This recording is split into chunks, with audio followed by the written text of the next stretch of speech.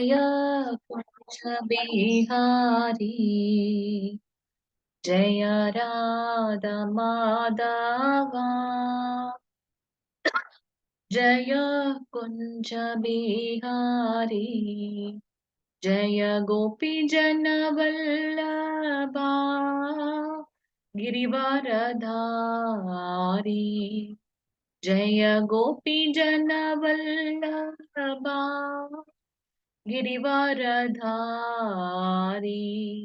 यशोदनन्दन व्रज जनरञ्जन यशोदनन्दन व्रज जनरञ्जन यमुनतीरवनचारी यमुनतीरवनचारी हरे कृष्ण कृष्ण कृष्ण हरे हरे हरे राम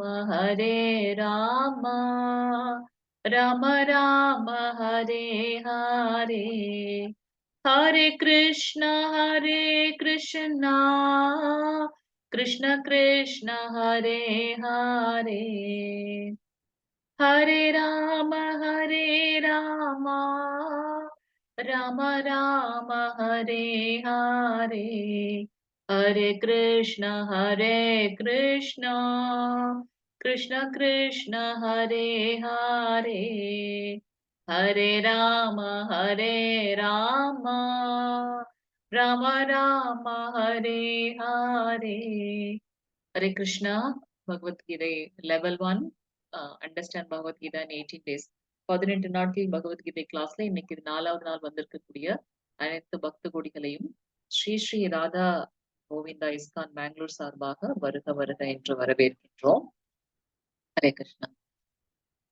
பிரணத்தி வாசிக்கிறீங்களா பிரபுஜி? ஓம் நமோ பகவதே வாசுதேவாய ஓம் நமோ பகவதே வாசுதேவாய ஓம் நமோ பகவதே வாசுதேவாய ஓம் அஜ்ஞானதிமிராந்தஸ்ய ஞானாஞ்சனशलाकय चक्षुरुन्मीलितं येन तस्मै श्रीगुरवे नमः श्रीचैतन्यमनोभीष्टं स्थापितं येन भूतले स्वयं रूप कदा मह्यं ददाति स्वपदान्तिकं वन्देऽहं श्रीगुरो श्रीयुतपदकमलं श्रीगुरुन् वैष्णवां च श्रीरूपं साग्रजातं सहगण रघुनाथान्वितं तं सजीवं साद्वैतं सावधूतं परिजनसहितं कृष्णचैतन्यदेवं श्रीराधाकृष्णपादान् सहगणललिता श्रीविशाखान्वितां च हे कृष्णा करुणा सिन्धु दीनबन्धो जगत्पदे गोपेश गोपिका कान्त राधाकान्त नमस्तुते तप्त काञ्चन गौराङ्गी राधे वृन्दावनेश्वरी वृषभानुसुते देवी प्रणमामि हरिप्रिये वाञ्छकल्पतरुभ्यश्च कृपा सिन्धुभ्य एव च पतितानां पावनेभ्यो वैष्णवेभ्यो नमो नमः नमः वदन्याय कृष्णप्रेमप्रदायते कृष्णाय कृष्णचैतन्य नाम्ने गौरे द्विषे नमः नमो ब्रह्मण्यदेवाय को ब्रह्मणहिताय च जगद्हिताय कृष्णाय गोविन्दाय नमो नमः गुरवे गौरचन्द्राय राधिकायै ततालये कृष्णाय कृष्णभक्ताय तद्भक्ताय नमो नमः नमः ॐ विष्णुपदाय कृष्णपृष्ठाय भूतले श्रीमति भक्ति वेदांत स्वामी इति नामिने नमस्ते सरस्वती देवी गौरवाणी प्रचारिणी निर्विशेष शून्यवादी पाश्चैतदेशधारिणि जय श्री कृष्ण चैतन्य प्रभु नित्यानंद श्री अद्वैत गदाधर श्रीवासादि गौर भक्तवृंद हरे कृष्णा कृष्ण कृष्ण हरे हरे हरे राम राम राम हरे हरे.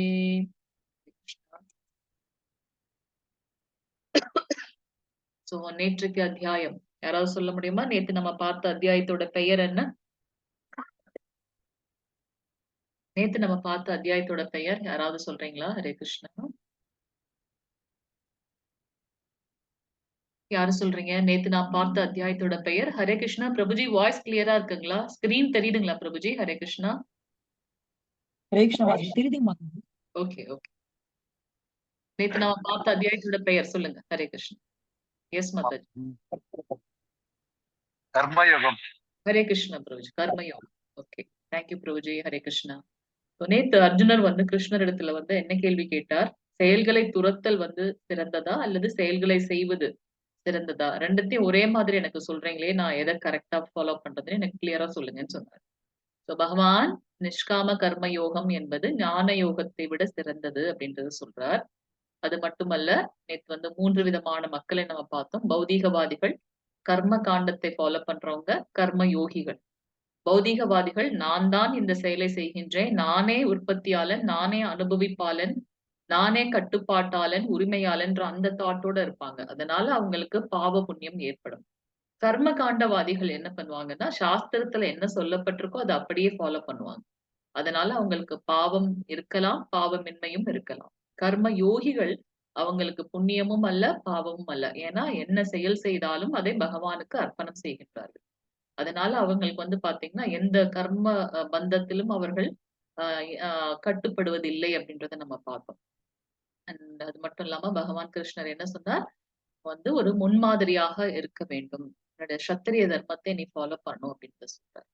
அப்ப திருப்பி அர்ஜுனர் கேள்வி கேட்கிறார். நான் செய்ய எந்த ஒரு பாவகரமான செயல்களை செய்ய வேண்டாம் என்று நினைத்தாலும் நாம் பலவந்தமாக அதற்கு ஆட்கொள்ளப்படுவது ஏன் அப்படின்றத கேட்கிறார். அதற்கு பகவான் சொல்றார், காமமே வந்து அதற்கு காரணம்.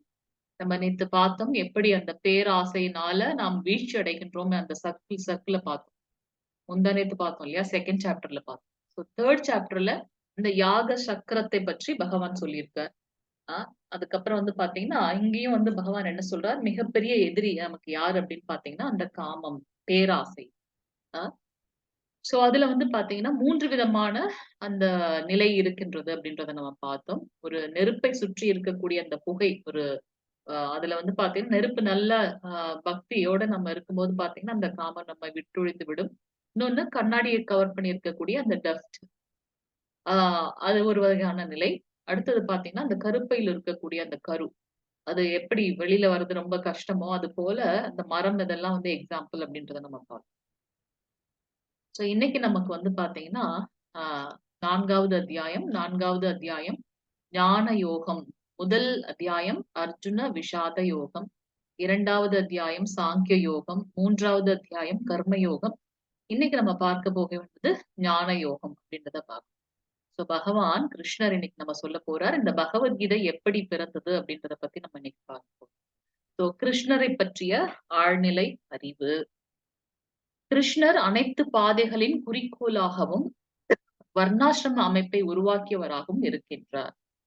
வர்ணாசிரம் 4 விதமான வர்ணங்கள், 4 விதமான ஆசிரமங்கள். இந்த சமூகத்தை முன்னெடுத்து செல்வதற்காக அவர் என்ன பண்ணிருக்காரு? இந்த வர்ணாசிரமத்தை பகவானே அமைத்து கொடுத்திருக்கின்றார்ன்றத அவரே சொல்லியிருக்கார். கர்ம யோகம் என்றால் என்ன? நாம் இந்த நம்மளுடைய பலன்களை பகவானுக்கு அர்ப்பணிப்பதன் மூலமாக நமக்கு கிடைக்கக்கூடிய பலன்கள் என்ன அப்படின்றத நம்ம பார்க்கிறோம். இந்த ஆழ்நிலை அறிவின் சுருக்கம். அல்டிமேட்டா பகவான் பற்றின இந்த ஞானத்தை மிகவும் சம்மரைஸ்டா நம்ம பார்க்க போறோம். ஹரே கிருஷ்ணா. ஓம் நமோ பகவதே வாசுதேவாய. ஓம் நமோ பகவதே வாசுதேவாய. ஓம் நமோ பகவதே வாசுதேவாய. ஓம் ஸ்ரீ கிருஷ்ண பரமாத்மனே நமः. அத சதுர்த்தோத்யாயः ஞானயோக. ஹரே கிருஷ்ணா. ஸோ பகவத்கீதையின் வரலாறு. ஃபர்ஸ்ட் ஸ்லோகம் ஸ்கிரீன் தெரியுதுங்களா பிரபுஜி? வாசிக்கிறீங்களா? ஹரே கிருஷ்ணா. தெரியுது மாதாஜி. வாசிக்கிறேன். हरे कृष्ण माताजी.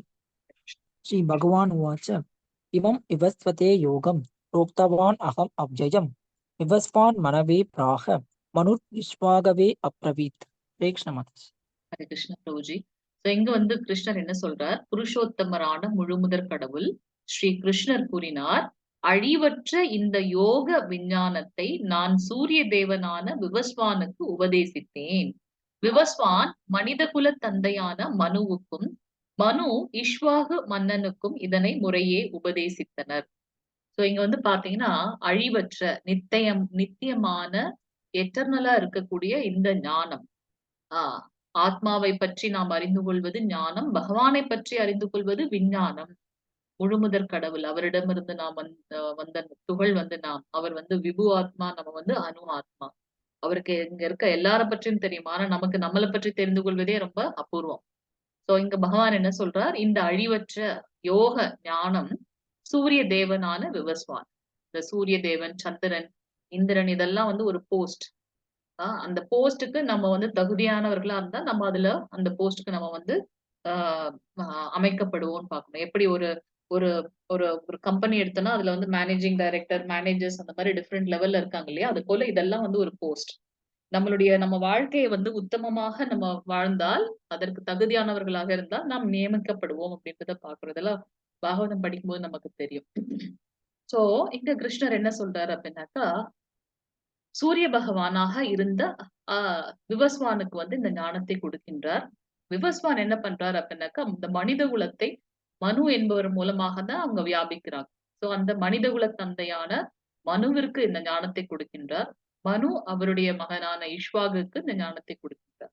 சோ அல்டிமேட்டா இந்த ஞானம் என்றது எங்க, இந்த சோர்ஸ் எங்கன்னு பாத்தீங்கன்னா பகவானிடத்துல இருந்து வருகின்றது. சோ இது ஆன்மீக சீட குரு சீட பரம்பரையின் மூலமாக நமக்கு வந்து டிசெண்ட் ஆகுது. அடுத்த ஸ்லோகத்துல அவர் சொல்வார், காலப்போக்கில் இந்த ஞானம் வந்து அழிந்து விட்டதை போல தோன்றுகின்றது. அதனால்தான் நான் மீண்டும் இதை உபதேசிக்கின்றேன் அப்படின்றத சொல்றார். செகண்ட் ஸ்லோகம் வாசிங்க பிரபுஜி. ஹரே கிருஷ்ணா. हरे कृष्ण माताजी. एवं परम्परा प्राप्तम् इमं राजर्षयो विदु काले नेह महदा योगो नष्ट परन्दभ. हरे कृष्ण माताजी. ஹரே கிருஷ்ண பிரபுஜி. உன்னதமான இந்த ஞானம் சீடர்களின் சங்கிலி தொடர் மூலமாக பெறப்பட்டு அவ்வாறே புனிதமான மன்னர்களால் உணரப்பட்டது. எதற்காக மன்னர்களுக்கு வந்து இது கொடுக்கப்பட்டிருக்கு அப்படின்னாக்கா, ஆட்சி செய்யக்கூடியவர்கள் அந்த பற்றற்று தன்னுடைய கடமைகளை செய்வதை பார்த்து குடிமக்களும் அவரை அப்படியே ஃபாலோ பண்ணுவாங்க இல்லையா? அதற்கு தான் நம்ம வந்து தலைவன் அப்படின்னு சொல்றோம். அவரை ஃபாலோ பண்றது இல்லையா? சோ அதனால அந்த நேத்தே சாப்டர்லயும் பகவான் சொன்னார், ஒரு முன்மாதிரியாக நீங்கள் இருக்கணும் அப்படின்னு சொல்லி. அதனால மன்னர்களுக்கு இந்த ஞானம் கொடுக்கப்பட்டது. ஆனால் காலப்போக்கில் அந்த அந்த சங்கிலி தொடர் விட்டு போகவே இந்த விஞ்ஞானம் மறைந்து விட்டதை போல தோன்றுகின்றது. அதனால இங்க பாத்தீங்கன்னா பகவான் கிருஷ்ணர் மீண்டும் இதை சொல்றார் அப்படின்னு பார்க்கலாம். நமக்கு பாத்தீங்கன்னா சாஸ்திரத்துல சொல்லப்பட்டது போல 4 குரு சீட பரம்பரை இருக்கின்றது. எல்லாருமே வந்து யாரு குளோரிஃபை பண்றாங்கன்னா பகவான் கிருஷ்ணரை தான் சொல்றாங்க. இங்க பாத்தீங்கன்னா பகவான் கிருஷ்ணரிடத்திலிருந்து பிரம்மதேவருக்கு இந்த ஞானம் வழங்கப்பட்டு, பிரம்மதேவர் நாரத முனிவருக்கு இந்த ஞானத்தை கொடுத்து, நாரத முனிவர் வியாசதேவருக்கு அப்படி டிசெண்ட் ஆகி வந்ததுதான் வந்து பாத்தீங்கன்னா மத்வாச்சாரியர் அண்ட் அவர் மூலமாக இது வந்து முன்னெடுத்து செல்லப்பட்டது. இந்த பிரம்ம கௌடிய சம்பிரதாயம். சோ நம்ம இஸ்கான் வந்து பாத்தீங்கன்னா இந்த சம்பிரதாயத்துலதான் இருக்கு அப்படின்றத நம்ம பார்க்கலாம். சோ இதுல முன்னெடுத்து சென்றவர் யார் அப்படின்னு பாத்தீங்கன்னா ஆச்சாரியர் மத்வாச்சாரியர் அப்படின்றத நம்ம பார்க்கலாம். சோ அவர் மூலமாக இந்த நம்ம பஞ்ச தத்துவம் வைக்கிறோம், கோஸ்வாமிகள் வைக்கிறோம், அதுக்கப்புறம் நம்மளுடைய குரு சீட பரம்பரை இது வைக்கிறோம் இல்லையா? குரு பரம்பரை வைக்கிறோம். சோ நம்மளுடைய அந்த ஸ்தாபக ஆச்சாரியர் தெய்வ திரு ஆசா பக்தி வேதாந்த ஸ்ரீல பிரபுபாதர், அவருடைய ஆன்மீக குருவான ஸ்ரீல பக்தி சித்தாந்த சரஸ்வதி சுவாமிகள், அவருடைய ஆன்மீக குருவான ஜெகநாத் பாபாஜி, பக்தி வினோத் தாக்கூர், அப்படி வந்து இந்த குரு சீட பரம்பரை வருது அப்படின்றத பார்க்கலாம். அடுத்தது வந்து பாத்தீங்கன்னா ஸ்ரீ பரம்பரை. ஸ்ரீ பரம்பரையும் மூலம் எங்க அப்படின்னு பாத்தீங்கன்னா, கிருஷ்ணரிடத்திலிருந்து ஸ்ரீ லக்ஷ்மி தேவிக்கு இது ப ப உரைக்கப்பட்டு, இந்த ஞானம் கொடுக்கப்பட்டு, அது ராமானுஜாச்சாரியார் மூலமாக. இந்த ஸ்ரீ பரம்பரையை வந்து முன்னெடுத்து சென்றவர் ராமானுஜாச்சாரியார் பார்ப்போம். நம்ம ஆழ்வார்கள் அவர்கள் எல்லாம் இதுல வராங்க. அடுத்தது வந்து பாத்தீங்கன்னா, ஆ இந்த ஞானம் கிருஷ்ணரிடத்திலிருந்து சிவபெருமானுக்கு கொடுக்கப்பட்டு, சிவபெருமானோட மூலமாக இந்த ஞானம் வந்து வழங்கப்படுகின்றது. இந்த பரம்பரையை முன்னெடுத்து சென்றவர் விஷ்ணு சுவாமி அப்படின்னு பார்க்கிறோம். கடைசியாக பகவான் கிருஷ்ணரிடத்திலிருந்து சனத்குமாரர்களுக்கு இந்த ஞானம் வழங்கப்பட்டு, சனத்குமாரர்கள் யாரு அப்படின்னு பார்த்தீங்கன்னா, பிரம்மதேவரால் எஸ்டாப்ளிஷ் பண்ணப்பட்ட முதல்ல அவர் வந்து சிருஷ்டி பண்ணவங்க இந்த சனத்குமாரர்கள் அப்படின்னு பார்க்கிறோம். பிரம்மதேவ் ஃபர்ஸ்ட் வந்து பார்த்தீங்கன்னா, பகவான் கிருஷ்ணர் 3 ரூபங்களாக பிரிந்திருக்கின்றார். மகாவிஷ்ணு அல்லது காரணதகசாயி விஷ்ணு, கர்ப்போதகசாயி விஷ்ணு, சிரோதகசாயி விஷ்ணு. மகாவிஷ்ணு என்ன பண்றார்? இந்த பிரபஞ்சத்தை வந்து சிருஷ்டி பண்றதுக்காக பிரம்மதேவர கொண்டு வரார். பிரம்மதேவருக்கு வந்து முதல்ல எதுவுமே புரியல. அதனால ஃபர்ஸ்ட் அவருக்கு ஒரு அசரீர் மட்டும் கேட்கிறது. தவம், தவம், தவம்ன்னு. அவர் வந்து தவம் பண்றார். அந்த தவம் செய்ததன் பலனாக சிருஷ்டி பண்ணும்போது முதலில் அவர் உருவாக்கியவர்கள் வந்து இந்த சனத்குமாரர்கள் 4 பேர் அப்படின்னு பார்ப்போம். சனத், சார் 4 பேரு அப்படின்னு பார்க்கிறோம். ஆனா இவர்கள் வந்து பார்த்தீங்கன்னா, எப்பொழுதும் வந்து அந்த 5 வயது சிறுவர்களாகவே இருப்பாங்க எப்பவுமே. அவங்களுக்கு இந்த சிருஷ்டி செய்யணும்னு சொல்லும்போது, அவங்க தவத்தின் பலனாக வந்ததுனால், அவங்க கம்ப்ளீட்டா அந்த பகவானுடைய அந்த ஸ்வரூபத்திலே அவங்க வந்து மூழ்கி இருந்தார்கள். அவங்க சொல்லிட்டாங்க, எங்களுக்கு வேற வேற எந்த இதுவும் வேண்டாம். நாங்க எப்பவுமே விஷ்ணு ஸ்மரணம் பண்ணிட்டே இருப்போம்னு சொல்லிட்டாங்க. அதனால அடுத்து வந்து பார்த்தீங்கன்னா, ருத்ரர் அந்த மாதிரி அவரு இந்த உலகத்தை ப ப பிரபஞ்சத்தை படைத்த இந்த அ சிருஷ்டி பண்ணார் பிரம்மதேவர்ன்றத அடுத்து பார்ப்போம். இங்க வந்து பார்த்தீங்கன்னா, கிருஷ்ணரிடத்திலிருந்து இந்த ஞானம் சனத்குமாரர்களுக்கு வழங்கப்பட்டு சனத்குமாரர்கள் அ அந்த குரு சீட பரம்பரையில பார்த்தீங்கன்னா, அந்த ஆச்சாரியர் யார் அத வந்து முன்னெடுத்து சென்றவர் நிம்பகாச்சாரியார் அப்படின்னு பார்க்கிறோம். சோ இந்த உன்னதமான ஞானம் குரு சீட பரம்பரையின் மூலமாக ஆ அ எடுத்துச் செல்லப்படுகின்றது எல்லாருக்கும். 4 பரம்பரை பார்க்கிறோம்.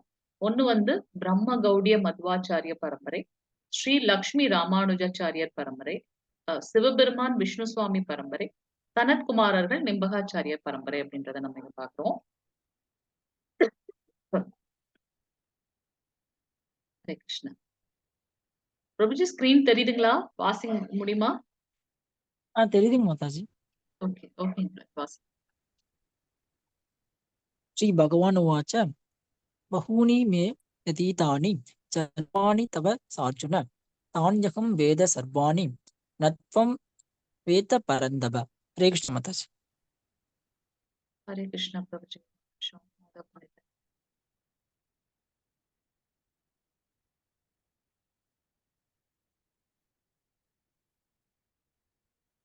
ஒரு நிமிஷம்.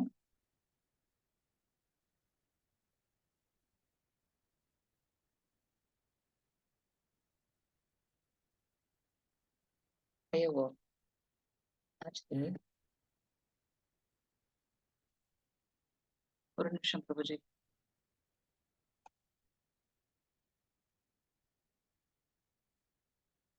ஹரே கிருஷ்ணா, ஹரே கிருஷ்ணா, கிருஷ்ண கிருஷ்ணா.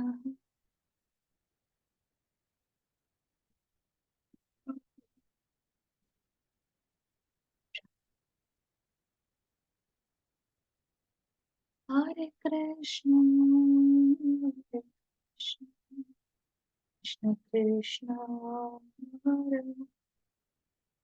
ஹரே ராம், ஹரே ராம், ராம் ஹரே கிருஷ்ணா.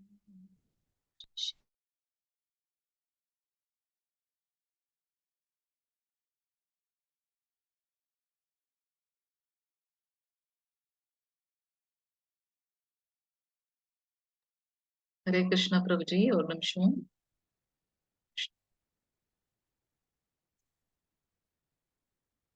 ஹரே கிருஷ்ணா, ஹரே கிருஷ்ணா, கிருஷ்ண கிருஷ்ண, ஹரே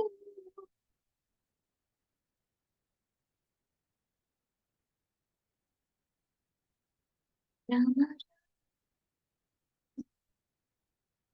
ஹரே கிருஷ்ணா.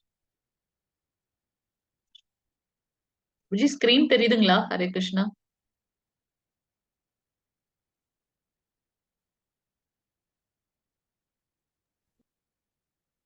ஹரே கிருஷ்ணா. பிரபுஜி ஸ்கிரீன் தெரியும் தெரியுதா? மாதாஜி. ஹரே கிருஷ்ணா மாதாஜி. தெரியலீங்களா? இப்ப தெரியுதுங்க Mataji. Okay, okay. Hare Krishna. Okay. So இங்க பாத்தீங்கன்னா அர்ஜுனர் உடனே கேள்வி கேட்கிறாரு. நம்ம 2 பேரும் சமகாலத்தவர்களாக இருக்கும்போது, நீங்க என்னவோ சொல்றீங்களே, சூரிய பகவானுக்கு வந்து நீங்க இந்த ஞானத்த குடுத்ததா சொல்றீங்களே, இதை எப்படி நான் வந்து புரிந்து கொள்வது? அப்படின்னு சொல்லி கேட்கிறார். புருஷோத்தமரான முழுமுதற் கூடிய அதற்கு வந்து கிருஷ்ணர் வந்து பதில் சொல்றாங்க. புருஷோத்தமரான முழுமுதற் கடவுள் கூறினார், "நானும் நீயும் பற்பல பிறவிகளை கடந்துள்ளோம். என்னால் அதை எல்லாவற்றையும் நினைவு கொள்ள முடியும். ஆனால் எதிரிகளை தவிர்க்கச் செய்பவனே, அதை உன்னால் முடியாது." அப்படின்றத வந்து கிருஷ்ணர் இங்க சொல்றார். சோ, அது நமக்கும் பகவானுக்கும் இருக்கக்கூடிய அந்த டிஃபரன்ஸ். பகவான் வந்து விபு ஆத்மா, நம்ம அணு ஆத்மா. அடிக்கடி நம்ம அத பார்க்கிறோம் இல்லையா? சோ அத வந்து பார்த்தீங்கன்னா, பகவான் இங்க வந்து சொல்றாங்க. நானும் நீயும் நெறைய பிறவிகளை வந்து கடந்துள்ளோம். ஆனால் அது வந்து உனக்கு உனக்கு ஞாபகம் இல்லை, எனக்கு ஞாபகம் இருக்கு அப்படின்றத வந்து கிருஷ்ணர் சொல்றாரு இங்க. பிரம்மாவோட ஆயுட்காலம் வந்து ரொம்ப பெருசா போகும். அத நீங்க 2ண்ட் லெவல்ல படிக்கும்போது தெளிவா படிப்பீங்க. நம்ம அத ஸ்கிப் பண்ணிடலாம். அடுத்து வந்து பார்த்தீங்கன்னா, கிருஷ்ணர் இப்ப சொல்றார். எப்பொழுதெல்லாம் பகவான் கிருஷ்ணர் வந்து அவதாரம் பண்றார் அப்படின்றத வந்து இங்க சொல்றார். ஆ பிரபுஜி 4.5 தெரியுதுன்னா வாசிங்க பிரபுஜி. हरे कृष्ण माता जी। अजो 4.6. अभिसन अब्जत अब्जजात्मा ओदानम ईश्वरो अभिसन प्रकृतिम स्वाम अधिष्ठाय संभवाम यात्म मायया। हरे कृष्ण माता जी। ஹரே கிருஷ்ணா பிரபுஜி. சோ இங்க பிரபுஜி கிருஷ்ணர் என்ன சொல்றாங்க அப்படின்னாக்கா, நான் பிறப்பற்றவனாக இருந்தாலும், எனது திவ்யமான உடல் அழிவற்றதாக இருந்தாலும், உயிர்வாழிகள் அனைவருக்கும் நானே இறைவனாக இருந்தாலும், நான் எனது சுயமான திவ்ய உருவில் ஒவ்வொரு யுகத்திலும் தோன்றுகின்றேன் அப்படின்றத கிருஷ்ணரே சொல்றார். நம்ம த்ரூஅவுட் இது பார்த்தீங்கன்னா, பகவான் கிருஷ்ணர் நெறைய ஆ ப்ராமிஸ் நமக்கு பண்ணுவாங்க. நெறைய விஷயங்கள நமக்கு வந்து தெளிவுபடுத்துவார்கள். சோ இங்க வந்து பார்த்தீங்கன்னா, பகவான் சொல்றார், அவருக்கு வந்து பிறப்பென்பது கிடையாது. திவ்யமான அ ஒரு உடல். அது அழிவற்றது. அ இருந்தாலும் பகவான் கிருஷ்ணரே வந்து பார்த்தீங்கன்னா, யுகந்தோறும் அவருக்கு ஒ அ அவருக்கு உண்டான அந்த திவ்யமான சுய உருவில் அவரே வந்து பார்த்தீங்கன்னா, சுயமாக வருகின்றார் அப்படின்றத நம்ம பார்க்கலாம். சோ இங்க வந்து பார்த்தீங்கன்னா, ஃபர்ஸ்ட் டைம் வந்து பகவான் கிருஷ்ணர் தேவகி வசுதேவர் சிறையில இருக்காங்க. அப்ப வரும்போது பார்த்தீங்கன்னா, ஆ பகவான் வந்து 4 கை ரூபத்தில் ஒரு கையில சங்கு, சக்கரம், கதா, தாமரை அந்த 4 கை ரூபத்தில் வருகின்றார். அத பார்த்த உடனே தேவகி அம்மாக்கு மயக்கமே வந்துருச்சு. என்ன இது குழந்தை அது பார்த்தா ஒரு 4 கை ரூபத்தில் விஷ்ணு பரமாத்மாவா வந்திருக்காரே அப்டின்ட்டு. அப்புறம் வந்து பார்த்தீங்கன்னா, அவங்களுடைய வேண்டுதலுக்கு இணங்க பகவான் கிருஷ்ணர் குழந்தை ரூபத்தில் வருகின்றார். எப்படி அந்த குழந்தை இருக்கு பாருங்க. இடுப்புல ஒட்டியாணம் போட்டிருக்கு. தலையில மயிலிறக வச்சிருக்கு. அந்த பார்த்து சிரிக்கும்போது பார்த்தீங்கன்னா, அந்த எல்லா பல்லும் தெரியுதாம். அவ்ளோ அழகா இருந்ததாம் அந்த குழந்தை. ஆ அதெல்லாம் திருப்பி அவர் வந்து அவங்க மறந்து போற அளவுக்கு வந்து அந்த அந்த யோக சக்திய பகவான் யூஸ் பண்ணுவாங்க. அதற்கப்புறம் வந்து பார்த்தீங்கன்னா, இங்க அல்டிமேட்டா என்ன சொல்றாங்க அப்டின்னாக்கா, சோ பகவான் சுயமாக திவ்யமான உருவில் வருகின்றார் அப்டின்றத அதுபோல நமக்கு வந்து சாஸ்திரத்தில் சொல்லப்பட்டது போல ஒரு ஒரு யுகத்திலும் ஒரு ஒரு கலர்ல இருப்பாரு. சோ கலியுகத்தில் அவர் வந்து பாத்தீங்கன்னா கோல்டன் கலர்ல வந்தாரு அப்படின்றத நம்ம பார்க்கணும். சைத்தன்ய மகாபிரபு. தங்க நிற அந்த பொலிவான ஒரு தங்க நிறத்தில் வந்து பகவான் ஏன்னா ஸ்ரீமதி ராதாராணியம்மோட பாவத்துல பகவான் கிருஷ்ணரே சைத்தன்ய மகாபிரபுவாக அவதாரம் பண்ணார். சோ கிருஷ்ணாவதாரத்தில் அவர் வந்து ப்ளூ கலர்ல இருக்காரு. அது போல கலியுகத்தில் வந்து பாத்தீங்கன்னா கோல்டன் கலர்ல இருக்காரு அப்படின்றத நம்ம இங்க பாக்குறோம். எஸ் பிரபுஜி 7வது ஸ்லோகம். हरे कृष्ण माता जी। ஹரே यदा கிருஷ்ணா. यदा हि धर्मस्य ग्लानिर्भवति भारत अभ्युत्थानम् अधर्मस्य तदात्मानं सृजाम्यहम्। हरे कृष्ण माता जी। ஹரே கிருஷ்ணா பிரபுஜி. 3 காரணங்களை வந்து பகவான் இங்க சொல்றார். எப்போதெல்லாம், எங்கெல்லாம் தர்மம் சீர்குலைந்து, அதர்மம் ஆதிக்கம் செலுத்துகின்றதோ, பரத குலத் தோன்றுதலே அப்போதெல்லாம் நான் தோன்றுகின்றேன். சோ அல்டிமேட்டா 3 காரணங்கள் சொல்றார். பக்தனை காப்பதற்காகவும், அடுத்த ஸ்லோகத்துல வரும். பக்தனை காப்பதற்காகவும், தர்மத்தை நிலைநாட்டுவதற்காகவும், அதர்மத்தை அ அ அழிப்பதற்காகவும் பகவான் கிருஷ்ணர் தோன்றுகின்றார் என்றது அவரே வந்து எக்ஸ்பிளைன் பண்றாங்க. 4.7 प्रभु जी 8 प्रभु जी 4.8 हरे कृष्ण माता जी। परित्राणाय साधूनां विनाशाय च दुष्कृतां धर्म संस्थापनार्थाय संभवामि युगे युगे। हरे कृष्ण माता जी। ஹரே கிருஷ்ண பிரபுஜி. பக்தர்களை காத்து துஷ்டர்களை அழித்து தர்மத்தின் கொள்கைகளை மீண்டும் நிலைநிறுத்துவதற்காக நானே யுகம் தோறும் தோன்றுகின்றேன் அப்படின்றத பார்க்கலாம். சோ இந்த இந்த திரேதா யுகத்துல வந்து துவாபர யுகத்துல வந்து எதற்காக வந்து பகவான் இது பண்ணாரு அப்படின்னாக்கா, பூமாதேவி வந்து பிரம்மதேவர்ட்ட போயிட்டு அழுறாங்க. என்னால இந்த பூமியோட பாரத்தை தாங்க முடியலன்னு. அவர் வந்து பசுவின் ஒரு ஒரு ரூபத்தை பூமாதேவி தாங்கிக் கொண்டு விஷ்ணு பகவானை சென்று அவர்கள் வந்து அவர்களுடைய ஆ அந்த கருத்தை வந்து வலியுறுத்துறாங்க. அப்ப வந்து பாத்தீங்கன்னா, அசரீரி கேட்கின்றது. பகவான் கிருஷ்ணர் கூடிய விரைவில் வந்து அவதாரம் பண்ண போறார். அப்பொழுது பூமாதேவியோட இந்த பாரம் வந்து குறைக்கப்படும் அப்படின்றத வந்து ஆ சொல்றார்.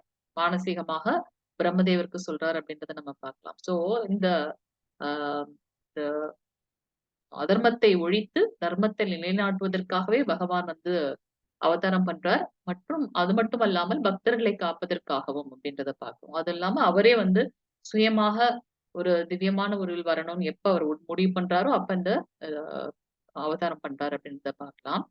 நான் கிருஷ்ணரை பற்றி அறிந்து கொள்வதனால் எனக்கு என்ன நன்மை ஏற்பட போகின்றது அப்படின்னு ஒரு கேள்வி வரலாம் நமக்கு. இதெல்லாம் நான் ஏன் பார்க்கணும்? ஏன் படிக்கணும்? அப்படின்னு. 9வது ஸ்லோகம் வாசிங்க பிரபுஜி. ஹரே கிருஷ்ணா. ஹரே மாதாஜி கிருஷ்ண மாதாஜி. இருக்கீங்களா? மாதாஜி இருக்காங்களா இன்னைக்கு? ஹரே கிருஷ்ணா. வாசிங்க. யாராவது ஒருத்தர் வாசிங்க. மாதாஜி, பிரபுஜி யார் வேணாலும் வாசிங்க. லைட்டா இருக்கறதுனால ஸ்கிரீன் கொஞ்சம் கஷ்டமா இருக்கு. வாசிங்க பிரபுஜி. ஹரே கிருஷ்ண மாதாஜி. ஹரே கிருஷ்ணா. ஜன்ம கர்ம ச மே திவ்யம் ஏவம் யோ ஏதி தத்வத தத்வா தேகம் புனர்ஜன்ம நைனிமாம் ஏதி சோ அர்ஜுன. ஹரே கிருஷ்ண மாதாஜி. ஹரே கிருஷ்ணா பிரபுஜி. இந்த லீலை தெரியுமா எல்லாருக்கும்? நம்ம அந்த பிக்சர்ல பாக்குறோம் இல்லையா? தாமோதர லீலை எல்லாருக்கும் தெரியுமா? ஹரே கிருஷ்ணா.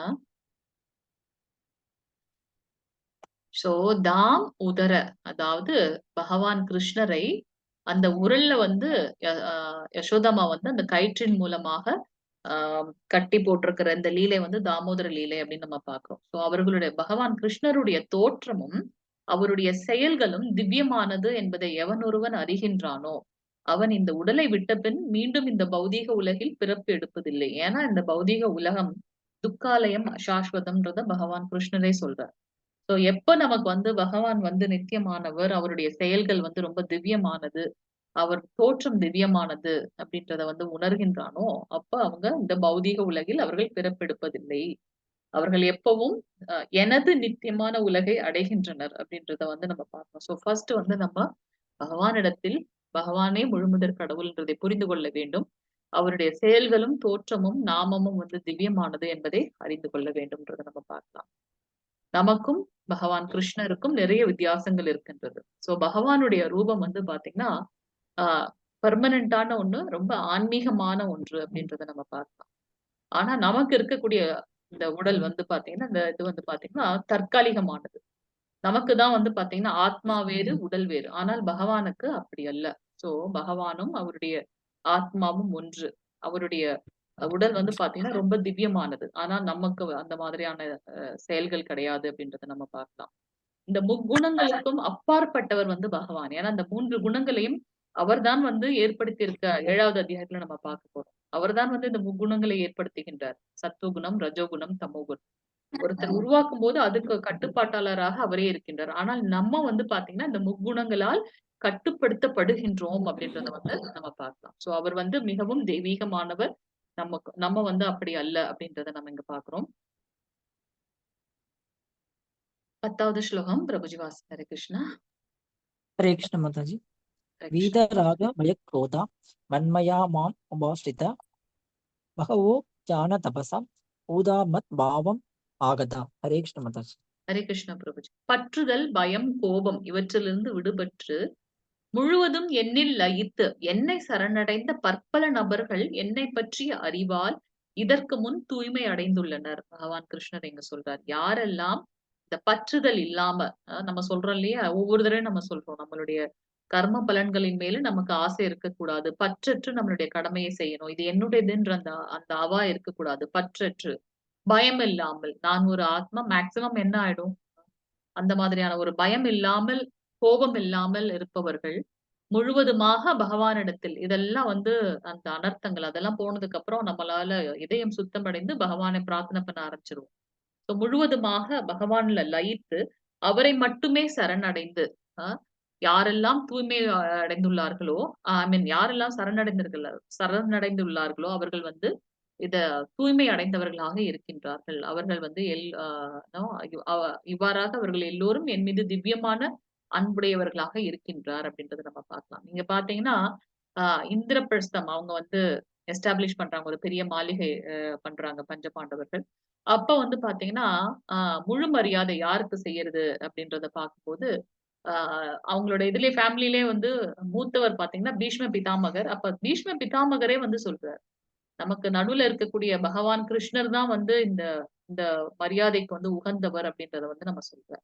சோ பக்தன் பீஷ்ம பிதாமகர் வந்து பகவானுடைய மிக சிறந்த பக்தன் இல்லையா? சோ பற்றுதல், பயம், கோபம் இவற்றிலிருந்து விடுபட்டு முழுவதுமாக பகவானிடத்தில் மட்டுமே சரணடைபவர்கள் பகவானை அடைவார்கள் அப்படின்றத நம்ம இங்க பார்க்கிறோம். எஸ் பிரபுஜி. வாசிங்க பிரபுஜி. हरे कृष्ण மாதாஜி. माता जी। வாசிங்க வாசிங்க. ये यदा मां प्रपद्यन्ते तां तां तदैव भजाम्यहम् मम पद्मानुवर्तन्ते मनुष्या पार्थ सर्वश। हरे कृष्ण माता जी। ஹரே கிருஷ்ண பிரபுஜி. அனைவரும் என்னிடம் எவ்விதம் சரணடைகின்றார்களோ அதற்கு ஏற்றாற்போல் நான் பலனளிக்கின்றேன். பிரித்தாவின் மகனே, எல்லா விதத்திலும் அனைவரும் என் வழியை பின்பற்றுகின்றனர். இங்க பார்த்தீங்கன்னா தெரியும். அந்த பசு வந்து பார்த்தீங்கன்னா, பகவானுடைய பாதத்துல சரணடைந்திருக்கு. ஆனா அந்த பசுவுக்கு உண்டான எல்லா வேலையும் வந்து பகவான் செய்கின்றார். இங்க பார்த்தீங்கன்னா, பலராமர் வந்து அவருக்கு வந்து பாத சேவனம் பண்றார். அதே சமயத்துல வந்து பார்த்தீங்கன்னா, அவருடைய அ அவர் உறங்கும்போது பலராமர் உறங்கும்போது, கிருஷ்ணர் வந்து அந்த பாத சேவனம் செய்கிறார். ஆ பகவான் வந்து பாரபட்சமற்றவர். தேவர்கள், அசுரர்கள் எல்லாரையும் ஒரே மாதிரி தான் அவர் பார்த்தார். இல்லையா? சோ பூதனா வந்து பார்த்தீங்கன்னா, அதற்கு முந்தின அவதாரத்தில் வாமன தேவராக ஆ பகவான் கிருஷ்ணர் வந்து பலிச்சக்கர மகா ச பலிச்சக்கர ச சக்கரவர்த்திய வந்து பார்த்தீங்கன்னா, ஆட்கொள்வதற்காக போறாரு. எனக்கு 3 அடி நிலம் வேணும்னு. அப்ப ஆ பலி மகாராஜருடைய தங்கை வந்து பார்த்தீங்கன்னா, அந்த வாமன ரூபத்துல இருக்கக்கூடிய கிருஷ்ணர பார்த்த உடனே, இந்த மாதிரி ஒரு குழந்தை எனக்கு எப்படி இருந்தா எப்படி இருக்கும் அப்படின்னு அவங்க நெனைக்கிறாங்க. அந்த நெனச்ச அந்த அந்த ஒரு கணம் அவங்க நெனச்சதுனாலயே என்ன ஆச்சு அப்டின்னாக்கா, அடுத்த பிறவியில வந்து பாத்தீங்கன்னா, பகவான் கிருஷ்ணர் வந்து அ அவங்களுக்கு வந்து தாய்மை ஸ்தானத்த குடுக்குறாங்க. அப்ப வாமன தேவராக வரார். அவர் வந்து பாத்தீங்கன்னா 3 அடி நிலம் கேட்கிறார். பலி சக்கரவர்த்தி வந்து நம்ம அந்த கதை தெரியும். சோ 2 அடி அவர் அளந்துட்டார். ஆ மேல இருக்க எல்லா லோகம், கீழ இருக்க எல்லா லோகம் 3வது அடி எங்கப்பா வைக்கிறதுன்னு கேட்கிறார். அப்போ பலி சக்கரவர்த்தி அவருக்கு தெரியும் வந்திருக்கிறது வந்து சாக்ஷாத் பகவான். சுக்ராச்சாரியார் அவருடைய குரு சொல்றார். "நீ அவனுக்கு வந்து அந்த இது அந்த தானவார்த்து குடுக்காதே, தாரவார்த்து குடுக்காதே. அந்த 3 அடி நிலம் அவன் சாதாரண ஆள் கிடையாது. உன்னுடைய அ ஹிரண்யகசிபு உன்னுடைய ஆ ப ப ப மூதாதையர்கள்ல வந்து கொன்றவன் வந்து அவன். அதனால இப்ப சூட்சுமமா வந்திருக்கான். நீ வந்து பண்ணாதன்னு." அப்ப கூட அவர் என்ன சொல்வார்? எல்லாரும் பகவான் கிட்ட போய் வந்து பிக்ஷைன்னு நிப்பாங்க. ஆனா பகவானே என்கிட்ட வந்து நிக்கிறாரு. அதனால என்ன நடந்தாலும் சரி, நான் வந்து அவருக்கு சொன்ன வாக்கை காப்பாத்துவேன்னு சொல்லிட்டு பலி சக்கரவர்த்தி போறார். அப்படி போகும்போது தான் வந்து பார்த்தீங்கன்னா, சுக்கிராச்சாரியார் வந்து சாபம் குடுக்கின்றார். குருவோட சாபம். "நீ இவ்வளவு ஒரு இதா நெனச்சுட்டு போறியா? என்ன ஒரு அகங்காரம் உனக்கு. நான் சொல்றத மீறி போற. உன்னோட செல்வங்கள் எல்லாம் அழிந்து விடும்." அப்படின்னு அவரே அந்த குருவே சாபம் குடுக்கிறார். எல்லாத்துக்குமே ஒரு காரணம் இருக்கின்றது. சோ பகவான் போறார். ஐ மீன் பலி சக்கரவர்த்தி போறார். அவருடைய தலைய வைக்கிறாங்க. அப்ப வந்து அவங்களுடைய தங்கை எப்படி முதல்ல நெனச்சாங்களோ, இந்த மாரி ஒரு குழந்தை எனக்கு வேணும்னு நெனச்சாங்களோ, அவங்க என்ன நெனைக்கிறாங்க? எத்தனை பிறவி எடுத்தாலும் சரி, உன்னை நான் கொல்லாம விடமாட்டேன் அப்படின்ற அவங்களுக்கு வந்து அந்த ஒரு ஒரு குதர்க்கமான, குரோதமான ஒரு எண்ணம் வருகின்றது. அவங்க தான் பார்த்தீங்கன்னா, அடுத்த பிறவியில் வந்து பார்த்தீங்கன்னா, பூதனா அந்த அரக்கியாக வருகின்றார்கள். அரக்கியா வந்தாலுமே வந்து பார்த்தீங்கன்னா, பகவான் என்ன பண்றார், அவங்க விஷம் தடவிய பால குடுக்க ட்ரை பண்ணாலுமே, பகவான் என்ன பண்றார், அந்த பாலோட சேர்த்து அவங்களுடைய அந்த உயிரையும் எடுத்துக் கொள்கின்றார். அ அது மட்டுமல்ல, அந்த அந்த பகவானுடைய ஸ்பரிசம் பட்டதுனால பெருசா அகண்டு இருக்கான் அந்த உடம்பு. எத்தனையோ கிலோமீட்டர் தாண்டி விழுந்திருக்கு. அந்த பெருசா இருக்கு மலை மாதிரி. ஆனா ரொம்ப நறுமணம் வீசுகின்றதாம் அந்த உடல். ஏன் அப்படின்னு பார்த்தீங்கன்னா, பகவானுடைய ஸ்பரிசத்தால. சோ நம்ம எப்படி பகவானிடத்தில் சரணடைகின்றோமோ, அப்படியே வந்து பகவான் நமக்கு ரெசிப்ரோகேட் பண்றாரு அப்படின்றத பார்க்கலாம். அவங்க முந்தைய பிறவில வந்து இந்த மாரி ஒரு குழந்தை எனக்கு வேணும்னு நெனச்சாங்க. எப்ப தன் தன் தன் அண்ணன வந்து இந்த மாரி அ பண்ணிட்டான உடனே கொல்லணும்னு நெனச்சாங்க. சோ அது எல்லாத்தையுமே அவர் வந்து சாங்ஷனிங் அத்தாரிட்டியா இருந்து பண்றாரு அப்படின்றத நம்ம இங்க பார்க்கலாம். ஹரே கிருஷ்ணா. 12வது ஸ்லோகம் பிரபுஜி வாசிங்க. ஹரே கிருஷ்ணா. हरे कृष्ण माता जी। कांक्षन्द कर्मणां सिद्धिं यजन्त इह देवता क्षिप्रं हि मानुषे लोके सिद्धिर्भवति कर्मजा। हरे कृष्ण माता जी। ஹரே கிருஷ்ணா பிரபுஜி. பலன் தரும் செயல்களில் வெற்றியை விரும்பும் இவ்வுலக மனிதர்கள் தேவர்களை வழிபடுகின்றனர். உலகில் இத்தகு செயல்களுக்கு விரைவில் பலன்கள் கிடைப்பது உண்மையே. அப்ப அர்ஜுனர் வந்து கேட்பார். எல்லாவற்றுக்கும் நீங்களே வந்து மூலமாக இருந்தீங்க அப்படின்னாக்கா, அதெல்லாம் அடுத்து 7th சாப்டர்ல இங்க வந்து பார்ப்போம். சோ இங்க வந்து பார்த்தீங்கன்னா, ஷார்ட்டா நமக்கு எல்லாமே வந்து இன்ஸ்டன்ட்டா வேணும் இல்லையா? சோ மக்கள் என்ன பண்றாங்க அப்படின்னாக்கா, குயிக்கா பலன்கள் வேணும்ன்றதுக்காக, அது மட்டும் இல்லாம இந்த பௌதீக ரீதியான பலன்கள் வேண்டும் என்பதற்காக, அ தேவர்களோட வழிபாடு செய்கின்றார்கள். ஏன்னா, அந்த வழிபாடின் மூலமாக அவங்களுக்கு சீக்கிரமா பலன்கள் கிடைக்கின்றது. ஆனால், அவர்கள் அந்த தேவர்கள் மேல நம்பிக்கை வைத்து அந்த பலன்களை கிடைக்கப் பெறுகின்றார்கள் அல்லவா? அதை கொடுக்கக்கூடியதும் வந்து நான் தான் அப்படின்றத வந்து கிருஷ்ணர் இங்க சொல்றார். நம்ம ஃபார் எக்ஸாம்பிள் நமக்கு வந்து மழை வேணும் அப்படின்னாக்கா, உடனே வந்து வருண பகவானுக்கு ஒரு பூஜை பண்றோம். இல்லையா? அந்த மாதிரி நமக்கு வந்து செல்வம் வேணும் அப்படின்னாக்கா, குபேரனுக்கு வந்து ஒரு பூஜை பண்றோம், யக்ஞம் பண்றோம். இல்லையா? சோ அந்த மாதிரி தேவர்களோட வழிபாடு அந்த அந்த பலன்கள் உடனே கிடைக்கணுன்றதுக்காக நம்ம இந்த வழிபாடுகள பண்றோம் அப்படின்றத பார்க்கலாம். 13வது ஸ்லோகம் பிரபுஜி. हरे कृष्ण माता जी। ஹரே கிருஷ்ணா. तादुत्पन्नं मया सृष्टं पुनः कर्म विभागश तस्य कर्तारम् अभिमां वित् जगत्तारम् अव्ययम्। हरे कृष्ण माता जी। ஹரே கிருஷ்ணா பிரபுஜி. ஆ. மாதாஜி இருக்கீங்களா மாதாஜி? நேத்து வாசிச்சாங்களே, இன்னைக்கு ஒண்ணுமே வாசிக்கலையே. மாதாஜி பிரபுஜி நீங்க கூட வாசிக்கலாம். ஒரு ஒரு ஸ்லோகம் தெரியுது, உங்களுக்கு ஸ்கிரீன் தெரியுதுன்னா வாசிங்க மாதாஜி பிரபுஜி. ஹரே கிருஷ்ணா. சோ இங்க வந்து हरे பாத்தீங்கன்னா ஹரே கிருஷ்ண மாதாஜி. 3 வித இயற்கை குணங்களுக்கும் அவற்றின் செயல்களுக்கும் ஏற்ப மனித சமூகத்தின் 4 வகை பிரிவுகளில் என்னால் ஏற்படுத்தப்பட்டன. பகவான் கிருஷ்ணரே சொல்றார். நான் தான் இந்த 4 வகை வர்ணங்களை வந்து உருவாக்கியவன். வர்ணம், ஆசிரமம். 4 வர்ணங்கள் என்ன? பிராமணர், சத்திரியர், வைஷ்யர் அண்ட் சூத்ரர். அவங்க நமக்கு இருக்கக்கூடிய அந்த முக்குணங்கள் என்ன? சத்வகுணம், ரஜோகுணம், தமோகுணம் அப்படின்னு நம்ம பார்க்கிறோம். ஆசிரமங்கள் என்ன அப்படின்னு பாத்தீங்கன்னா, பிரம்மச்சரியம், கிரகஸ்தர்கள், வானப்பிரஸ்தம் அண்ட் சந்நியாசி. அத வந்து நம்ம கடைசியா பார்க்கலாம். சோ இங்க வந்து பகவான் என்ன சொல்றாருனாக்கா, 4 வர்ணங்களை வந்து நான் தான் ஏற்படுத்தி இந்த சமுதாயம் ஆ சமுதாயம் ஒழுங்கா அந்த மேனேஜ் பண்ணி பேலன்ஸ்டா போறதுக்காக இந்த 4 வர்ணங்கள். ஆனா இந்த 4 வர்ணங்கள் பிறப்பின் அடிப்படையில் அல்ல. கிளியரா சொல்லியிருக்கார் பகவான். 3 வித இயற்கை குணங்கள். என்ன அது இயற்கை குணங்கள்? சத்வகுணம், ரஜோகுணம், தமோகுணம். ஆ இங்க வந்து பாத்தீங்கன்னா, பிராமணர்களுக்கு இருக்கக்கூடிய குணம் என்ன அப்படின்னு பாத்தீங்கன்னா, சத்வகுணம். சத்வகுணம் என்பது என்ன? நன்மை பயக்கக்கூடிய ஒரு குணம். தனக்கு மட்டுமல்ல மற்றவர்களுக்கும். அவர்களுடைய செயல் என்னவாக இருக்கும்? அந்த வேதங்களை படிப்பது, அ படித்ததை மற்றவர்களுக்கு சொல்வது, பக்தர்களையும் பகவானையும் கனெக்ட் பண்றது. இந்த மாதிரியான செயல்களை வந்து சத்துவகுணத்தில் இருப்பவர்கள் செய்வார்கள். ரஜோகுணத்தில் இருப்பவர்கள் என்ன பண்ணுவாங்க அப்படின்னு பார்த்தீங்கன்னா, இந்த இந்த சத்திரியர்களுக்கு உண்டான குணம் வந்து பார்த்தீங்கன்னா ரஜோகுணம். அவங்க வந்து அந்த சூரமாக இருக்கணும், வலிமையோட இருக்கணும், சண்டை போடுறதோட இருக்கணும். அப்பதான் வந்து பார்த்தீங்கன்னா, அடுத்த அந்த நாட்டை பிடித்து அதுல பரிபாலனை பண்ண முடியும். சோ ரஜோகுணம் வந்து பார்த்தீங்கன்னா, சத்திரியர்களுக்கு உண்டான ஒரு குணமாக இருக்கின்றது. அடுத்தது வந்து பார்த்தீங்கன்னா, வைஷ்யர்கள். வைஷ்யர்களுக்கு உண்டான குணம் என்ன? சில சமயம் சத்துவ குணமாகவும், சில சமயம் ரஜோகுணத்திலும் இருக்கின்றார்கள் வைஷ்யர்கள் அப்படின்றத நம்ம பார்க்கலாம். கடைசியாக இருக்கக்கூடியது, அ வைசியர்களோட கடமை என்ன அப்படின்னு பார்த்தீங்கன்னா, அ வணிகம் செய்வதும், அந்த பயிர்களை யா தானியம் பயிர்விப்பதும், மக்களுக்கு அத வந்து விநியோகம் பண்றது. இதெல்லாம் அவர்களுடைய கடமை. மக்களை காப்பாற்றுவது சத்திரியர்களோட கடமை. தர்மத்தை காப்பாற்றுவது சத்திரியர்களோட கடமை. சூத்திரர்களோட கடமை என்ன அப்படின்னாக்கா, எல்லா வர்ணத்தவர்களுக்கும் உதவி செய்வது. மற்ற வர்ணத்தவர்கள் சூத்திரர்களை பாதுகாக்கணும். இதெல்லாம் வந்து பார்த்தீங்கன்னா, எல்லாரும் ஒருத்தருக்கு ஒருத்தர் பேலன்ஸ் பண்ணி இந்த விஷயங்கள் வந்து போகணும். இதுல வந்து வ உ உ உயர்வு தாழ்வுன்றது கிடையாது. அவங்கவங்களுக்குன்னு ஒரு ஒரு கடமை இருக்கு. அந்த கடமைய செய்யணும். அவ்வளவுதான். ரொம்ப சிஸ்டமேட்டிக். இம்முறையை படைத்தவன் நானே ஆயினும், மாற்றமற்ற என்னை செயல்களுக்கு அப்பாற்பட்டவனாக அறிந்து கொள். இந்த 4 வர்ணங்களை படைத்தவன் நானாகவே இருந்தாலும், இதற்கெல்லாம் அப்பாற்பட்டவன் நான். ஏன்னா, பகவான் வந்து சுத்த சத்துவ குணத்தை சேர்ந்தவர்.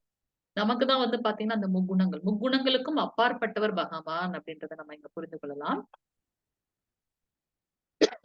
14 மாதாஜி, வாசிங்க மாதாஜி. ஓகே. பிரபுஜி வாசிங்க. உங்களுக்கு ஸ்கிரீன் தெரியலன்னா. हरे कृष्ण माता जी। ஹரே கிருஷ்ண பிரபுஜி. தமாம் கர்மாணி லிம்பந்தி நமே கர்ம பலே ஸ்புஹா இதிமாம் யோ அபிஜானாதி கர்மபிர் ந ச பத்யதே. ஹரே கிருஷ்ணம். ஹரே கிருஷ்ண. என்னை பாதிக்கும் செயல் என்று எதுவும் இல்லை. செயல்களின் பலனை நான் விரும்புவதும் இல்லை. என்னை பற்றி உண்மையை அறிபவனும் செயல்களின் விளைவுகளால் பாதிக்கப்பட மாட்டான். ஹரே கிருஷ்ண. இப்ப பகவான் என்ன சொல்றாங்க இங்க அப்படின்னாக்கா, அவரை பாதிக்கக்கூடிய செயல் என்று எதுவுமே இல்லை. அ அந்த செயல்களின் மூலமாக கிடைக்கக்கூடிய பலனையும் வந்து பகவான் எதிர்பார்க்கல. அ அ இந்த ஞானத்தை அ அ தெரிந்தவர்களுக்கும் அந்த மாதிரி செயல்களின் விளைவுகளால் அவங்க வந்து பாதிக்கப்பட மாட்டார்கள் அப்படின்றத இங்க பார்க்கலாம். இங்க பார்த்தீங்கன்னா, குசேலர் ஆ பகவானுடைய உற்ற நண்பன். அவர் வரும்போது பார்த்தீங்கன்னா, அந்த கிரகஸ்தருக்கு உண்டான அந்த கடமைய அப்படியே செய்வார் கிருஷ்ணர். அவர் என்ன ரோல் எடுக்கிறாரோ, அத அப்படியே பெர்ஃபெக்ட்டா எக்ஸிக்யூட் பண்ணுவார். அப்ப அவர் ஒரு வைஷ்ணவர்கள் வீட்டுக்கு வந்தாங்கன்னா, அவங்களுடைய பாதங்களை அ கழுவி, அந்த தண்ணீர் தலையில தெளிச்சுக்குவாங்க. கிருஷ்ணரும் அத பண்ணார். சாக்ஷாத் பகவான் கிருஷ்ணர். ஏன் அப்டின்னாக்க ஒரு முன்மாதிரியாக. அவரு ஒரு ஒரு கிரகஸ்தன் எப்படி வாழணும்ன்றத வந்து அவர் காட்டியிருக்கார். வைஷ்ணவர்களுக்கு எப்படி வந்து மரியாதை செலுத்தணும் அப்படின்னு. அவரு கொண்டு போய் தான் படுக்கக்கூடிய அந்த படுக்கை அறையில வந்து அமர்த்தியிருப்பாராம் கிருஷ்ணர். அதுபோல அவர் மட்டும் அவருடைய பாதத்த தண்ணீர்ல தலையில தெளிச்சுக்கல. அவருடைய பட்டத்து ராணிகளுக்கும் வந்து அவர் குடுப்பார் அப்படின்றத நம்ம பார்க்கலாம். அடுத்து அதனால அ அவருக்கு வந்து பாதிக்கக்கூடிய செயல்ன்னு எதுவுமே கிடையாது. இங்க வந்து பார்த்தீங்கன்னா நமக்கு தெரியும். பீஷ்ம தேவர் வந்து பார்த்தீங்கன்னா கிருஷ்ணர் வந்து சொல்லியிருப்பார், "நான் இந்த மகாபாரத போர்ல வந்து ஆயுதமே ஏந்த மாட்டேன்." ஏன்னா 2 பக்கமும் அவருக்கு வந்து உறவினர். அ துரு துரியோதனன் வந்து சம்பந்தி, இந்த சைடு அத்தையோட மகன். அதனால அவர் சொல்லுவார், "நான் ஆயுதம் ஏந்த மாட்டேன்." அப்ப பீஷ்ம தேவர் வந்து ஒரு வீரன் இல்லையா? அவர் வந்து அவர வந்து ஒரு சண்டை போடுற அந்த இதுல வந்து பார்க்கணும். அந்த ரசத்துல பார்க்கணும். அவர் சொல்வார், பீஷ்ம தேவர் சொல்லுவார், "உங்களை ஆயுதம் ஏந்த விடாமல் நான் இருக்க மாட்டேன்னு" சொல்லுவார். பக்தனுடைய ஆசை நிறைவேத்துறது தான் வந்து பகவான். பகவான் பக்தவச்சலன் இல்லையா? அவர் என்ன பண்ணுவார்? அதற்காகவே என்ன பண்ணுவார் அப்படின்னு பார்த்தீங்கன்னா, அந்த சக்கரத்த அந்த தேரோட சக்கரம் இருக்கு இல்லையா? அத எடுத்துட்டு வந்து பீஷ்ம தேவரை வந்து அ க தாக்குவது போல அவர் வருவார். ஏன் அப்படின்னாக்கா, அவருடைய அந்த வில்லால அர்ஜுனன வந்து பார்த்தீங்கன்னா, மூர்ச்சையாக்கிடுவார். மயங்கிடுவார். அப்ப அர்ஜுனன் என்னுடைய பக்தன் இந்த மாரி பண்ணிட்டாரேன்னு சொல்லிட்டு என்ன பண்ணுவாரு? கோவத்துல என்ன பண்ணுவாரு? அந்த சக்கரத்த எடுத்துட்டு பீஷ்ம தேவர இது பண்ற மாரி வருவாரு. அப்ப பீஷ்ம தேவர் அப்படியே சரணடைற மாரி நம்ம இங்க பிக்சர் பார்க்கிறோம். சோ இதுல வந்து பாத்தீங்கன்னா, அவருக்குன்னு வந்து எதுவும் கிடையாது. இத ஏன் அவர் பண்றாரு அப்படின்னாக்கா, ஆ 2 பேருடைய இதையும் நிறைவேற்றணும். ஏன்னா பக்தன், ஆ பீஷ்ம தேவர் பக்தன். அவர் சொன்னது அவர் சொல்லியிருக்காரு.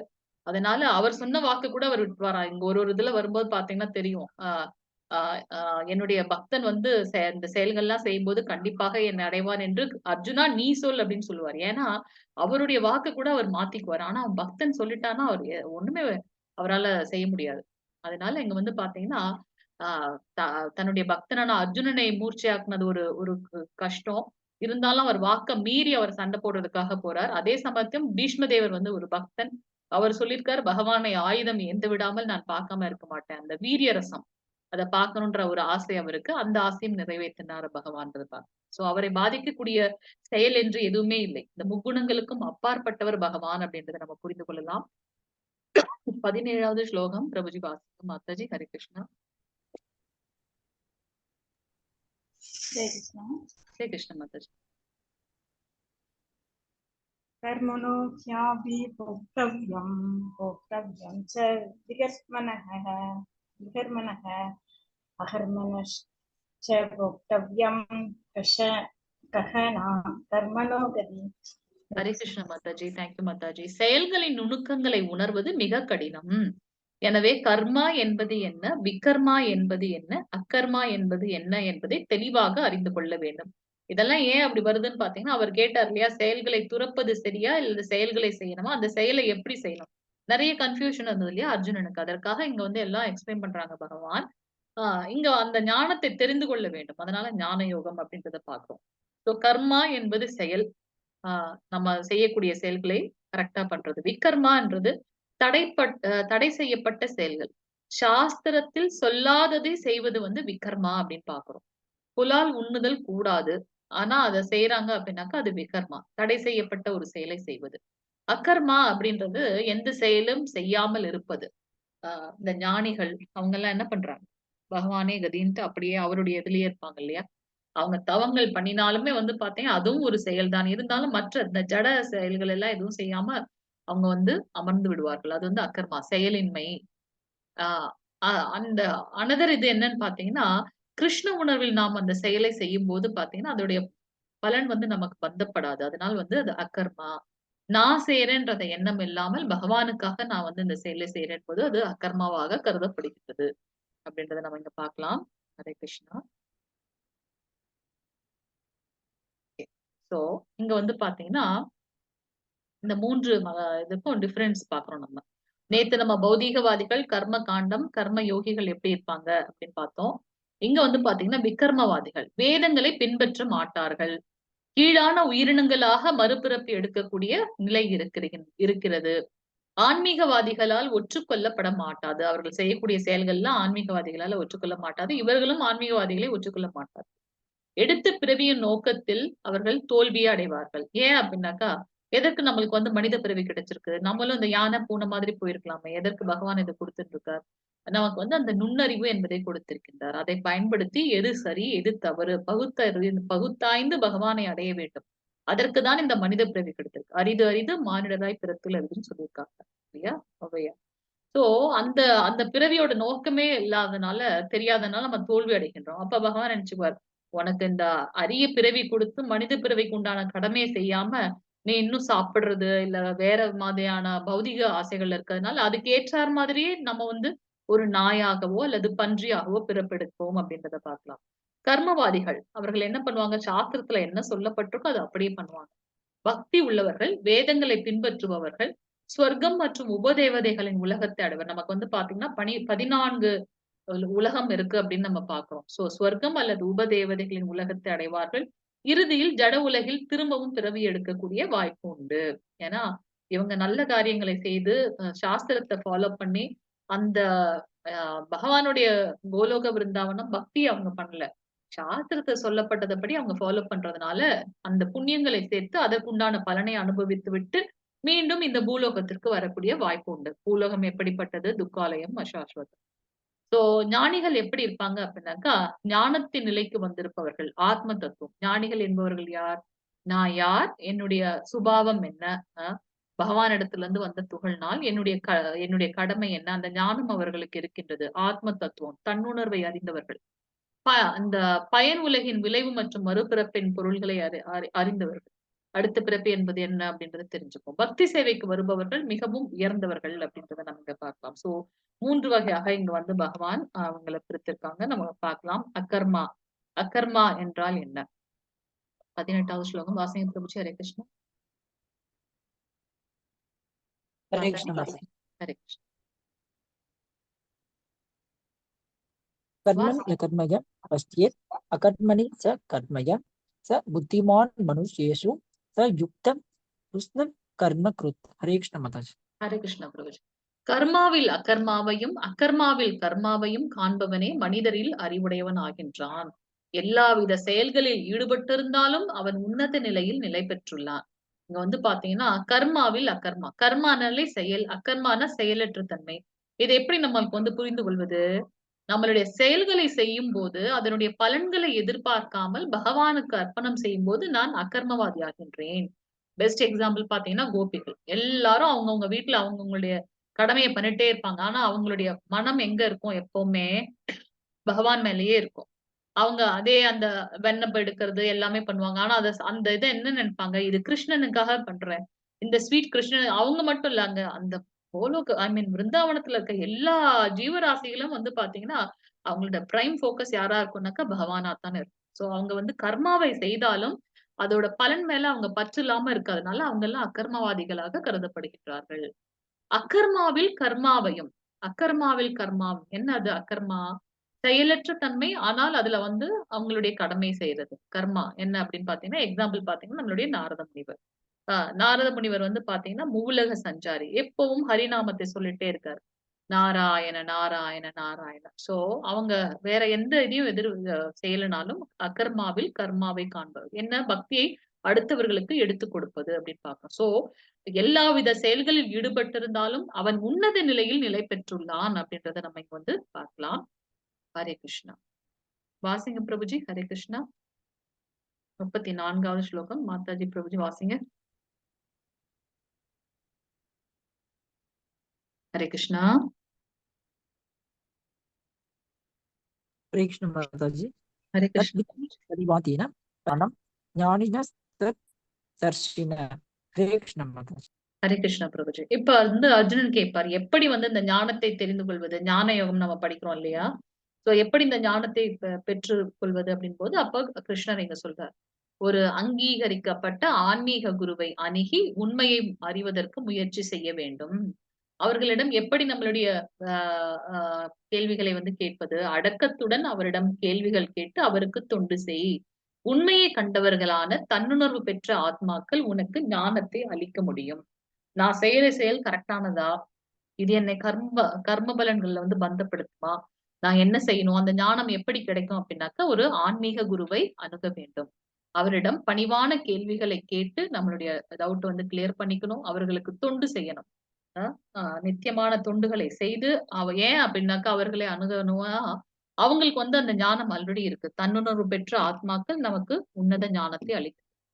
நம்ம வந்து ஒரு ஒரு சர்ஜரி பிராக்டிஸ் பண்ணோம்னாக்கா, அது ஏற்கனவே செய்து கை தேர்ந்த அந்த எக்ஸ்பெர்டிஸ்ட் இல்லையா? அவங்க கிட்ட நம்ம வந்து பிராக்டிஸ் பண்ணும்போது தான், அந்த சர்ஜன் கிட்ட நம்ம வந்து இன்டென்ஸா ஜாயின் பண்ணும்போது தான், அவங்களுடைய நுணுக்கங்கள் எல்லாம் நமக்கு வந்து கற்றுத் தருவார்கள். சோ தன்னுணர்வு பெற்ற ஆத்மாக்கள் நமக்கு அந்த ஞானத்தை அளிக்க முடியும் அப்படின்றத வந்து கிருஷ்ணர் இங்க சொல்றார்.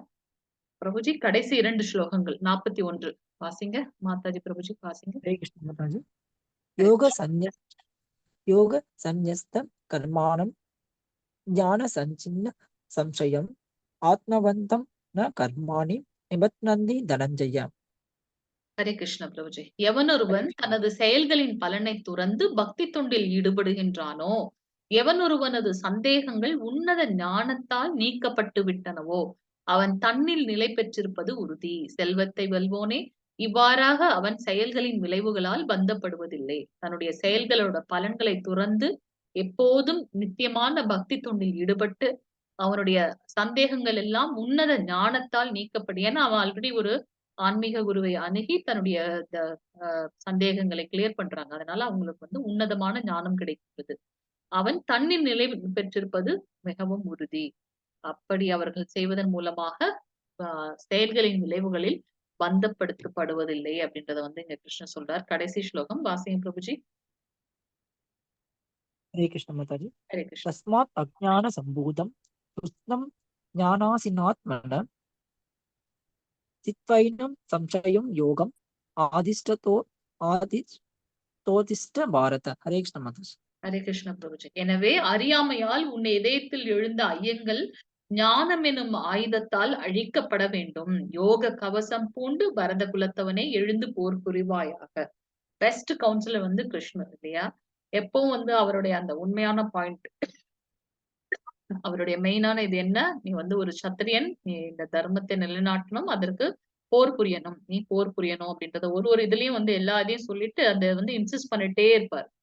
சோ நம்மளும் வந்து பாத்தீங்கன்னா நம்மளுடைய குறிக்கோள் என்னன்றத வந்து டிட்டர்மைன் பண்ணி அதை பிக்ஸ் பண்ணிட்டு நம்ம அதை நோக்கி நம்மளுடைய செயல்கள் இருக்கணும் அப்படின்றத பார்க்கலாம். சோ அறியாமையால உன்னுடைய இதயத்துல இருந்த ஐயங்கள் எல்லாம் இந்த ஞானம் எனும் ஒரு ஒளியால இதெல்லாம் வந்து பாத்தீங்கன்னா அழிக்கப்பட வேண்டும். அதனால் நீ எழுந்து போர் புரியவாயாக அப்படின்றத சொல்ற. பிரபுஜி கடைசி ஸ்லோகம் வாசிங்க பிரபுஜி. கடைசி புஷ்டி. हरे कृष्ण माता जी ओम तत् सत् श्रीमद्भगवद्गीतासु उपनिषत्सु ब्रह्मविद्यायां योगशास्त्रे कृष्णार्जुन संवादे ज्ञानयोगो नाम चतुर्थो अध्याय हरे कृष्ण माता जी ஹரே கிருஷ்ண பிரபுஜி. ஹரே கிருஷ்ண. சோ இன்னைக்கு நம்மளுடைய 4வது அத்தியாயம் ஞான யோகம் என்பது இதனுடைய ஆஹ் இந்த அத்தியாயத்தோட பெயர். சோ இதுல வந்து பாத்தீங்கன்னா 42 ஸ்லோகங்கள் இருக்கு. சோ இதுல வந்து கிருஷ்ணரை பற்றிய ஆழ்நிலை அறிவு, எப்படி இந்த பகவத்கீதை வந்து அதோட வரலாறு என்ன அப்படின்றத பார்த்தோம். கிருஷ்ணரே அனைத்து பாதைகளின் குறிக்கோளாக இருக்கின்றார். நம்ம 4 குரு சீட பரம்பரையை பார்த்தோம். பிரம்ம மத்வாச்சாரிய கௌட்டிய பரம்பரை, ஸ்ரீலக்ஷ்மி ராமானுஜாச்சாரியார் பரம்பரை, சிவபெருமான் விஷ்ணு சுவாமி பரம்பரை, சனத்குமாரர்கள் நிம்பகாச்சாரியர் பரம்பரை. எல்லா குரு சீட பரம்பரைக்கும் மூலம் வந்து பகவான் கிருஷ்ணர். எல்லாருமே கிருஷ்ணரை தான் குளோரிஃபை பண்ணுவாங்க. அது மட்டும் இல்லாம பகவானே சொல்லியிருக்கார், இந்த சமுதாயத்தை முன்னெடுத்து செல்வதற்காக நானே இந்த வர்ணாசிரமத்தை நிறுவியுள்ளேன். அது அவர்களுடைய பிறப்பின் அடிப்படையில் அல்ல. அவர்களுக்கு உண்டான அந்த ஜட இயற்கையின் முக்குணங்களால். ஆ ஆ என்ன அந்த முக்குணங்கள்? சத்துவகுணம், ரஜோகுணம், தமோகுணம். என்னுடைய அப்பா பிராமின்னாக்க, நானும் அந்த பிறப்பின் அடிப்படையில் பிராமின் இல்ல. நம்மளுடைய குணங்களுக்கு ஏற்றார் போல இந்த வர்ணங்கள் அமைகின்றது அப்படின்றத வந்து நம்மளுடைய பகவத்கீதையில பார்க்கிறோம். அதுக்கப்புறம் வந்து கர்ம யோகா என்பது என்ன? 3 விதமான மக்கள பார்க்கிறோம். விகர்மவாதிகள், அகர்மவாதிகள், கர்மவாதிகள். விக்கர்மா அப்படின்னாக்கா சாஸ்திரத்துல சொல்லப்படாததை செய்பவர்கள் விக்கர்மவாதிகள். நம்ம வந்து 4 ரெகுலேட்டிவ் பிரின்சிபல் நம்மளுடைய ஹரே கிருஷ்ணா இஸ்கான்ல வச்சிருக்கோம். என்னென்ன 4 ரெகுலேட்டிவ் பிரின்சிபல்? புலால் உண்ணுதலை தவிர்த்தல், மது சாப்பிடுறதை தவிர்க்கிறது, சூதாட்டம் இருக்கக்கூடாது, தகாத பால் உணர்வை வந்து தவிர்க்க வேண்டும். இந்த 4 ரெகுலேட்டிவ் பிரின்சிபல் ஃபாலோ பண்ணி எப்பொழுதும் நம்மளுடைய ஹரே கிருஷ்ணா மகாமந்திரத்தை சொல்ல வேண்டும். ஹரே கிருஷ்ண கிருஷ்ண கிருஷ்ண ஹரேகளே, ஹரே ராம் ராம் ராம் ஹரேகளே. சோ அகர்மவாதிகள் செயல்கள் ஏதும் செய்யாமல் இருப்பது வந்து அகர்மவாதிகள் பார்க்கிறோம். சோ எப்ப வந்து நம்ம வந்து பகவானுடைய அந்த உன்னதமான லீலைகள், அவருடைய பெயர்கள் எல்லாம் வந்து திவ்யமானது என்பதை அறிந்து கொள்கின்றோமோ, நாம் இந்த உலகிற்கு மீண்டும் வருவதில்லை அப்படின்றத நம்ம பார்க்கலாம். हरे कृष्ण वाञ्छकल्पतरुभ्यश्च कृपा सिन्धुभ्येव च पतितानां पावनेभ्यो वैष्णवेभ्यो नमो नमः। अनंत कोटि वैष्णव वृंद की जय। नामाचार्य श्रील हरिदास ठाकुर की जय। जगत गुरु श्रील प्रभुपाद की जय। नित्य गौरव प्रेमानंदे हरि हरि बोल। हरे कृष्णा माता जी प्रभु जी हरे कृष्णा। இன்னையோட செஷன்ல ஏதாவது டவுட் இருந்தா நீங்க கேட்கலாம். ஹரே கிருஷ்ணா.